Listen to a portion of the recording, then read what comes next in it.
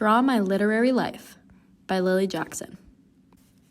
At every parent-teacher conference in elementary school, my teachers would always say I was a great student, but I just needed to talk a little less.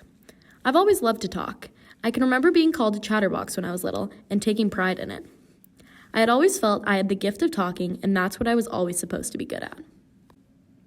In first grade, I was pulled out of the normal reading group to work with a special instructor. After months of work, my specialist told me I was completely caught up and was finally able to return to the normal class. I was put in one of the highest reading groups and my ego was inflated. Immediately, I began to struggle again. I couldn't keep up with my reading group, and I didn't find reading and writing any easier than before. I was frustrated. I was mad at myself. I had made so much improvement and was still behind. Maybe I was only doing good because I had extra help, I thought to myself. I was angered because I knew I could prove myself if I was able to verbally communicate. For the rest of elementary school, I gave up on the subject I thought had already given up on me. In middle school, I was absolutely petrified by the idea of going into a higher level English class. But freshman year in Miss Brown's English 101 class, I had set out with the goal to change my opinion on writing. I found myself extremely disappointed when we were assigned a personal narrative essay. For years, I had been assigned the same essay, and I knew in that moment this wasn't going to be the class to alter my perspective. I ended up writing about snorkeling with dolphins in Hawaii. When I got the paper back, Miss Brown had suggested I use a topic more significant to my life, an experience that made me who I am. I was absolutely furious. How was I supposed to express my true self with an essay about a singular event? That was the moment I decided for the second time to screw this whole English thing. I didn't want to spend the next 4 years of my life writing stories my teachers wanted to hear, rather than stories and topics I wanted to share. Speaking gave me that ability I so desperately craved. Junior year, I made the brand for myself as a cheerleader and ASB person. I would speak at assemblies and loved it. I became the communications director for my school and did the daily announcements over the intercom every day for a year.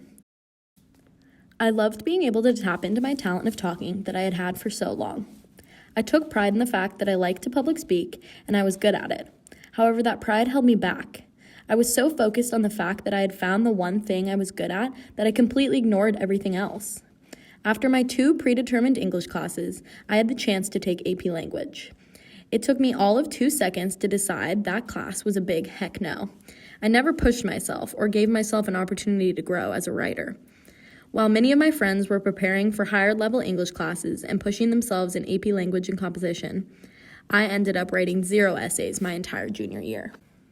As I entered my senior year in high school, I dreaded the daunting task of writing college application essays and taking a year-long English class, college writing. I did not believe I was ready to take a college-level English class when I already felt behind. On the first day, my teacher explained that this class wasn't going to be like the ones we had taken before. I couldn't believe it. Finally, a teacher who understood.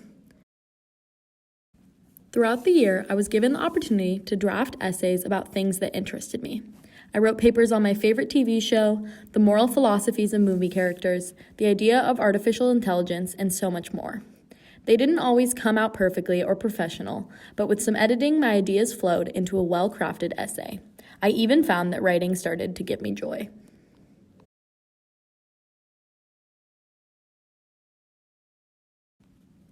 Will I ever stop loving to talk? No. Do I now know I can be a writer too?